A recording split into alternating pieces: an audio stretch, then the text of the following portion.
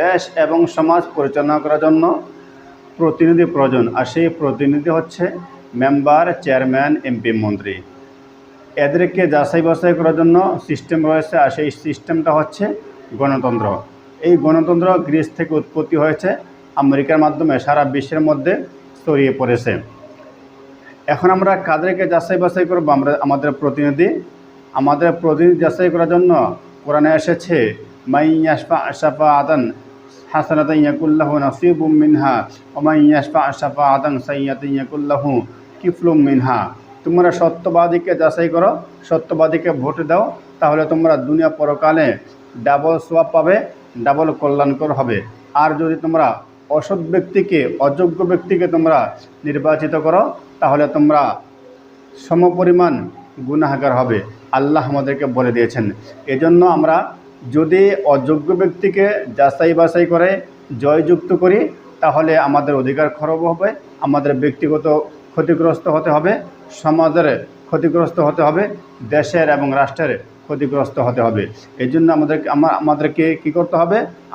আল্লাহ শিখানো সৎ এবং যোগ্য ব্যক্তিকে যাচাই বাছাই করে জয়যুক্ত করতে হবে, যাতে করে দেশের কল্যাণ হয়, দেশের কল্যাণ হয়, ব্যক্তিগত সামাজিক সকলে আমরা কল্যাণপ্রাপ্ত হই। ভোট দানের অর্থ হচ্ছে যে তিনটা: সাক্ষ্যদান করা, সুপারিশ করা, তারপরে আমার অধিকার আপনার সমাজের দেশের অধিকার তার উপরে ন্যস্ত করা।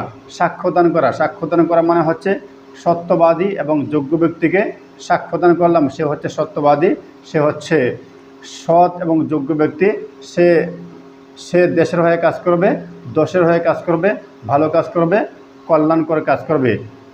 আরেকটা হচ্ছে সুপারিশ করা, আমি তাকে সুপারিশ করলাম, সে হচ্ছে সুপারিশপ্রাপ্ত, সে আমার জন্য, সমাজের জন্য, তার উপরস্থ ব্যক্তির নিকটে আমার পক্ষে সুপারিশ গাইবে, সমাজের সুপারিশ করবে, দেশের সমাজের জন্য কল্যাণকর কাজ নিয়ে আসবে, অর্থনৈতিক সামাজিক যেই মঙ্গলজনক কাজ রয়েছে এগুলো আমার পক্ষ হয়ে কাজ করবে। এই জন্য তাকে আমি সুপারিশ করলাম। আমার অধিকার তার উপর ন্যস্ত করা, সে আমার অধিকার সম্পর্কে, সমাজের অধিকার সম্পর্কে দেশের উপরস্থ যেই কর্মকর্তা রয়েছেন তাদের কাছে কথা বলবে আমার সম্পর্কে, সে আমার অধিকার নিয়ে, আমার শিক্ষার অধিকার, আমার আর্থিক অধিকার, আমার বাসস্থানের অধিকার, আমার খাদ্যের অধিকার, সব কিছুর অধিকার নিয়ে সে আমার পক্ষে কথা বলবে উপরস্থ ব্যক্তিদের নিকটে। এজন্য আমাদেরকে ভালো এবং সৎ যোগ্য ব্যক্তিকে যাচাই বাছাই করতে হবে, যারা দেশের সম্পদ, সমাজের সম্পদ লুটপাট করে খায় না, কারো অধিকার নষ্ট করে না, সবার অধিকারকে ফিরিয়ে দেয় এবং সবার অধিকার উপযুক্ত আকারে বুঝিয়ে দেয়।